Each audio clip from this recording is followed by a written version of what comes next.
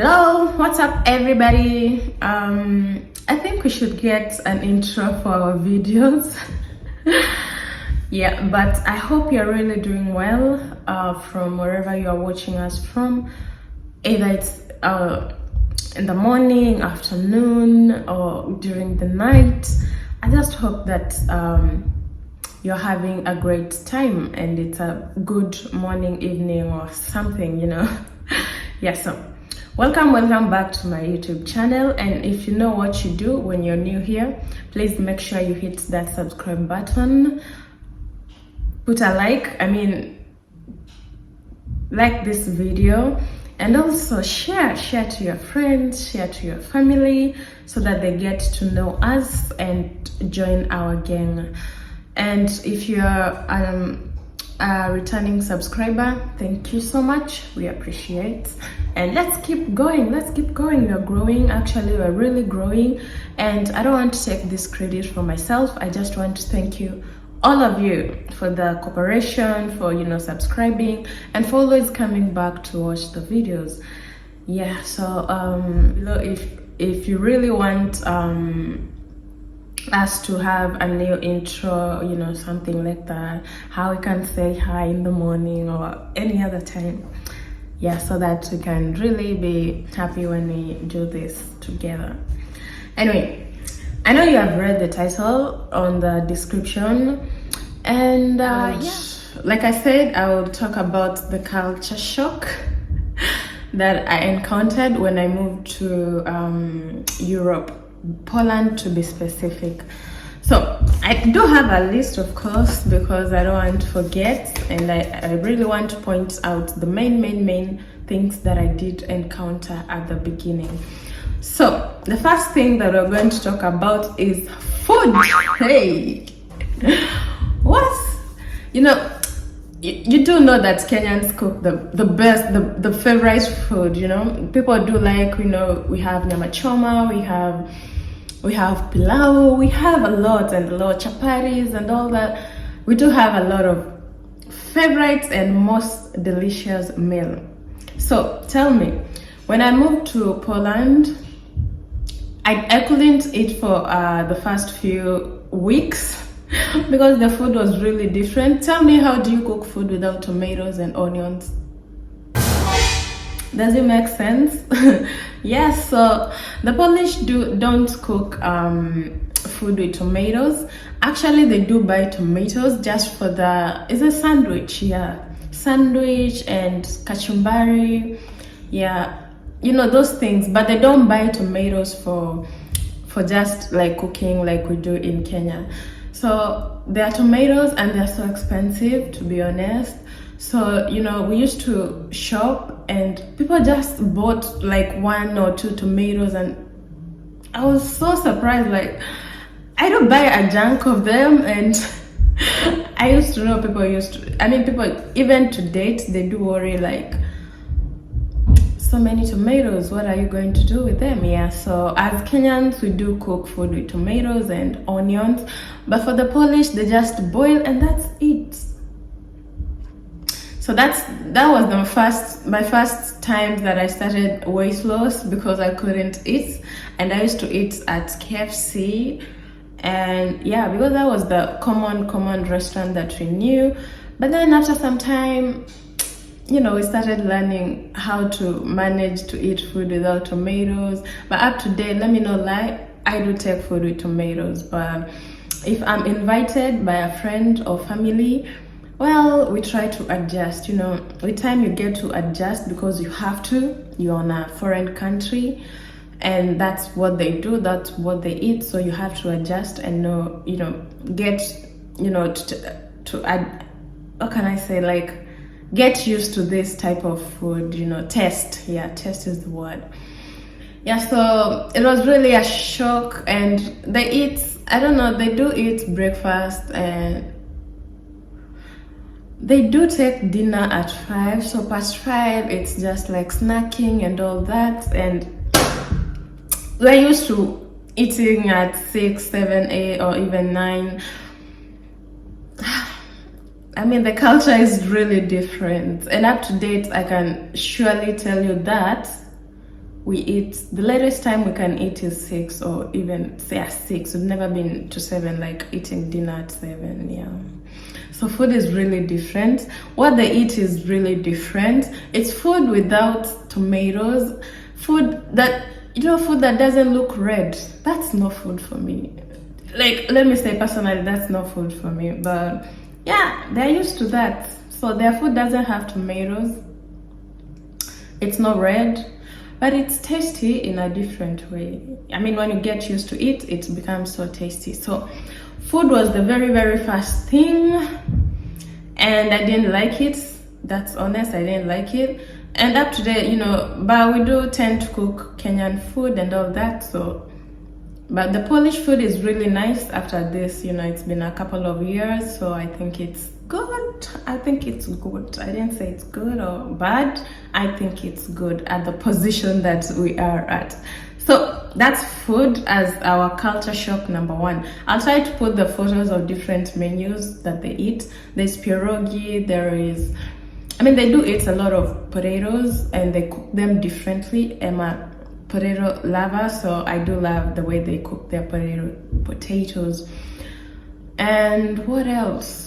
Yeah, I just put different delicacies that they do take a lot, and you can get to see them, and maybe Google the ingredients and get to see if you can eat it or not. Because for me, it was really hard from the beginning. So our second culture shock was the mode of transport. Well, I can say that Europe is developed and they use trams, to be honest. And the trams, they are electric and they are staged at different hours. So, coming from a country that we use matatus, and matatus are a vibe, So there's music and all that. So something different with the trams is they don't have music. There's no conductor or tram to collect the I almost say offering, not the offering, the fare, the transport fare.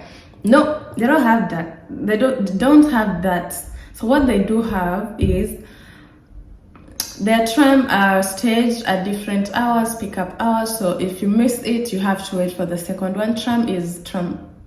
Yeah, it's like the public transport mode of transport. I'll put a picture somewhere there so that you can see. So they're staged like maybe after 10 minutes, after 5 minutes, after some minutes. Yeah, there are also buses, but mostly trams are more convenient within town. So because there's not so much traffic when you use them. Yeah, and so the thing is there are no conductors to collect the fare. We have like these people called the tickets people, let me call them like that. So when they just come in, they do announce, but remember they speak in Polish, and some don't. They don't announce like they're there. So the thing is, they just get in, and they have this kind of machine, because we use tickets to like a fare, like a bus fare. So if you really don't have this ticket, then you're fined. You're given a fine for not paying for the transport.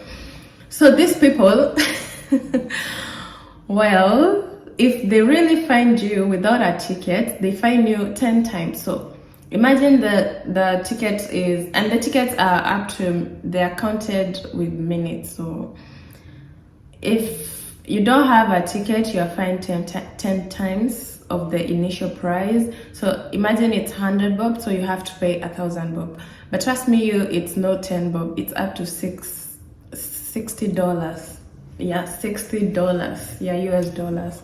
That's more like 6K KSH, Kenyan shilling. And something worse with this, people in the tram, they don't talk. They don't pick.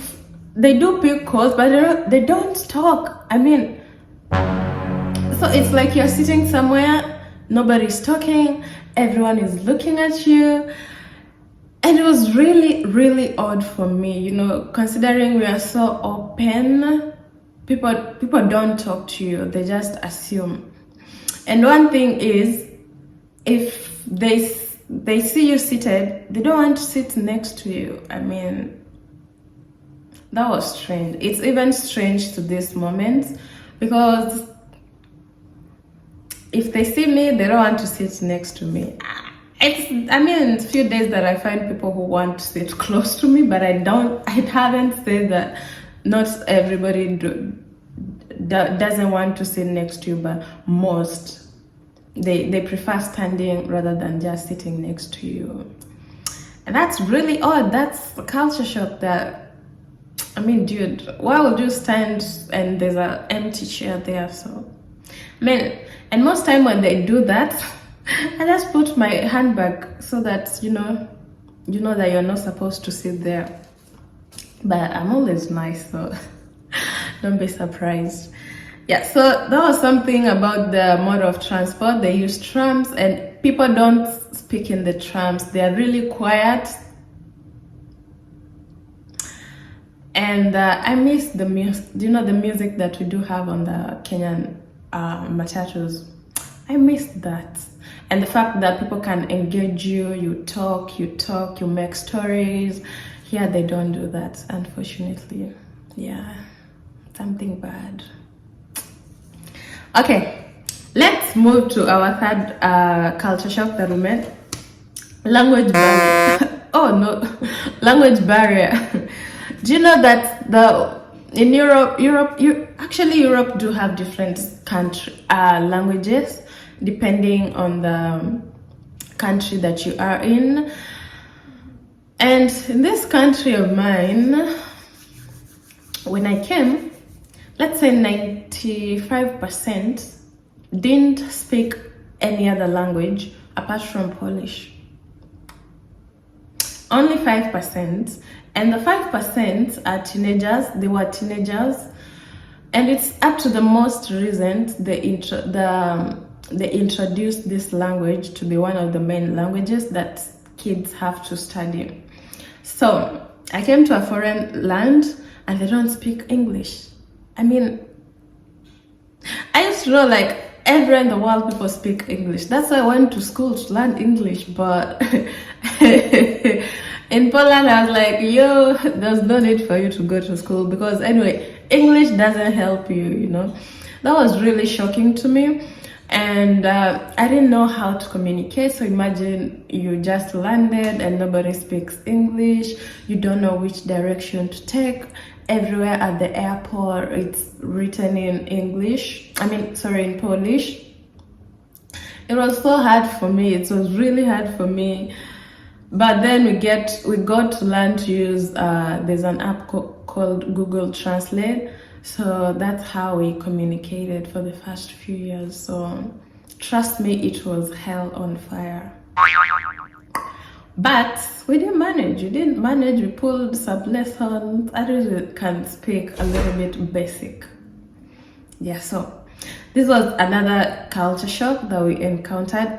Up to date, trust me, if you really want to join these European countries, please make sure you learn their language, because it's not going to be easy for you. Trust me, I have to be really honest. It's not going to be easy for you if you don't speak their language. Yeah. I feel like crying sometimes, but we survived and here we are. So that's our third culture shock. And another one, do you know that these people are conserved? I mean, can you imagine just walking out in Kenya and you meet someone, a stranger, and they just engage you and you're making stories and you're walking, you know, just vibing. In Europe, it can never be like that, especially in Poland. Everybody is minding their own business. You know, that's how I started learning how to mind my own business, because just people just, you know, they just get out, they go do their own things, and then they just come in. They don't mind you. I mean, you can really do something and they just walk past you and they really don't mind what you're doing or what you want. They're just so conserved. And as a Kenyan from a culture that is open, you know, imagine even when they see a white person, they'll be like, oh, mzungu, mzungu. Here they don't. It's up to you. They don't. Girl, just mind your business and go. Nobody wants to know you, where you come from. I mean, some do, and those people who do are the ones who have, you know, moved out of the country. They have, you know, encountered different cultures, and they're really open. But if it's someone who has been here for all their entire life, they cannot engage you, and that's really bad, you know. So that's how you drop the social energy, because nobody is talking to you. So you just mind your business, and you end up, I know people end up getting depressed and all that, but you have to learn. You chose that, and you have to learn. You have to blend in, and yeah, try to mind your own business and talk to your family at home. Yes, so language barrier is the most common one, and it's the most the most that can affect you. Yes, so I mean, that was being conserved here, to be honest. So on our fourth one, do you know that in Europe on Sundays nothing happens?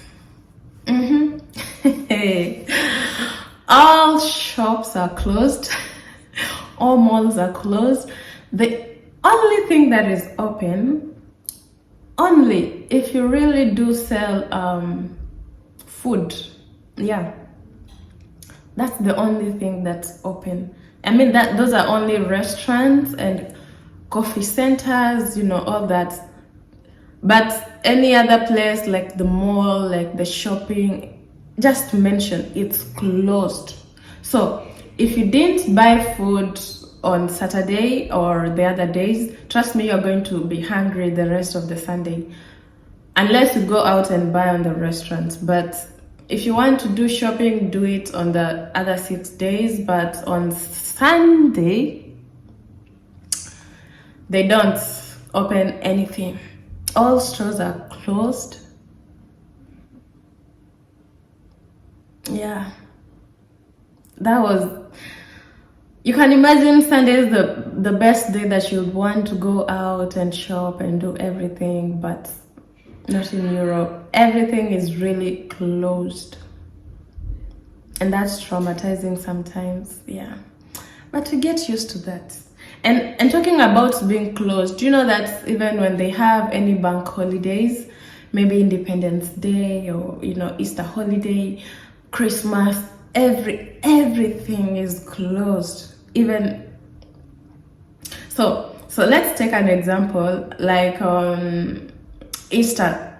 So on Easter holiday, you have to shop on Thursday because from Thursday until Tuesday, everything will be closed. So the shops are closed on Friday, Saturday, Sunday, Monday. So Tuesday is when they open. And if they really do open on Saturday, because it's not a holiday, it's open for like half a day or something. So if you can't shop on earlier in advance, you're going to sleep hungry.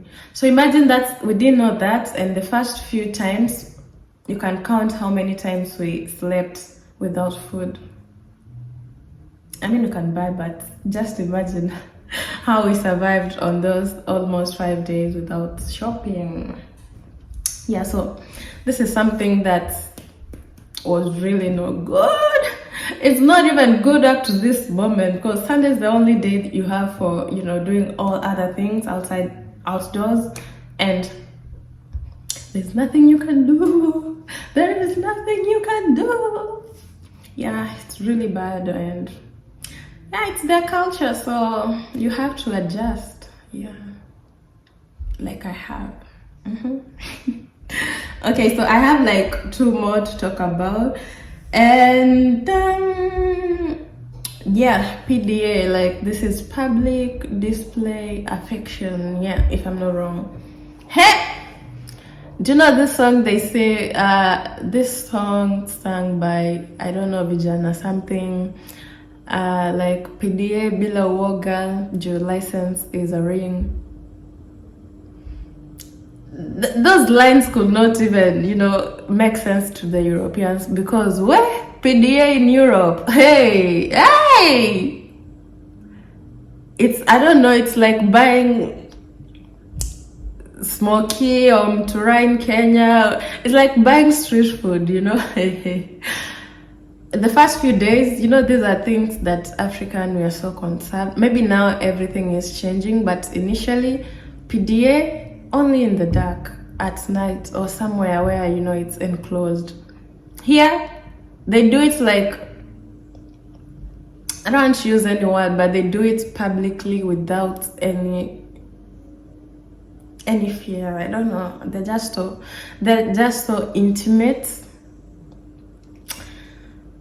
Even kids, even elderly, you just mention any PDA is like, it's like a snack you're eating on the way. And to me, it was really surprising at the beginning, but with time, I got used to this. I was like, wow, it's really nice, it's just like appreciating your partner in public.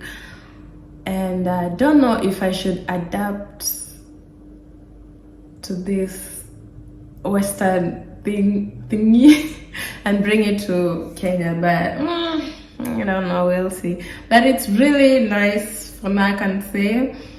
Yeah, they do it a lot and a lot and a lot. Yeah, it's a license to them. It's like a PDA bila woga. I'm trying to remember these lines. PDA bila woga, juu license ni peche. Yeah. That's what they do, and they practice it really frequently, So I'll talk about the last thing. In Europe, people, I call them chimneys. Don't be mad. This is what I prefer calling them, but privately, not like publicly or something. So people smoke a lot. Oh, here the way in Kenya. Okay, people smoke in Kenya, but it's rare to even get the scent of a cigarette. Here, what? Here, 2 minutes. Everybody at work is like, oh, it's smoking time. They smoke a lot. Hey. Tobacco is consumed a lot in Europe. And the most surprising thing is, even kids up to like high school kids, let me say that's between the age of, is it 14 to 18? They smoke. You can imagine how surprised I was the first time I saw a teenager smoking. Not one, not two, not three. A couple of them. I mean, this was the most shocking thing. And why would they smoke this much? They do smoke a lot. As much as if you want to buy like, not drugs, like cigarettes, like alcohol or something like that, you have to get the ID to buy this. But somehow, I don't know how they manage to buy this with them being students, That was so shocking. Or else maybe the parents give them, you never know. So, but they do smoke a lot. Kids do smoke a lot. And it's not healthy. And it's not healthy. And, even my colleagues, every minute, smoking time, even, the culture, the Europeans, or let me say the Polish, they have a rule, like after 1 hour you have to take a break, and this break people go to smoke. It's a 5-minute smoke break. That's absurd. Yeah, but it makes sense to the smokers. So this was the other culture shock. Yeah, so I did touch on a couple of things, and it was more like a story time, but to be honest, I'm adjusting. You have to know that these are two different cultures. There is the East, is it the East and Western culture? Yeah. So I'm totally from a different angle of the culture to this other different angle, which is the Western culture. And I'm truly trying and trying. I keep on trying to blend in, but one thing I know, I will not blend 100% on some other things. But there are some like security, which is on a top notch. I do like it and I do love it. And I would also encourage it to my country. But some other things, let me say personal things, I will not adjust. So if you really want me to give more and more and more content about this, in case you are preparing yourself to join the European cultures differently, you know, they are quite different countries, but most of their cultures tend to be similar. So if you're planning to come to Europe, just let me know what you want me to touch on and the culture shocks that you have to be prepared for, so that it can be quite a little bit easier for you when you're coming. Yeah, because for us it was quite different because we didn't know these things. So yeah, those are the few that I could mention at a time. I hope you learned something, and I hope you also, yeah, you learned something new. So like we do, please subscribe to this channel, share, and if you have something, comment down below. Let me know where to, you know, touch on and what most would want to know from me, or the European culture to be precise. Yeah, so thank you so much for your time, for your patience, for everything. I do appreciate, and see you on our next video. Adios.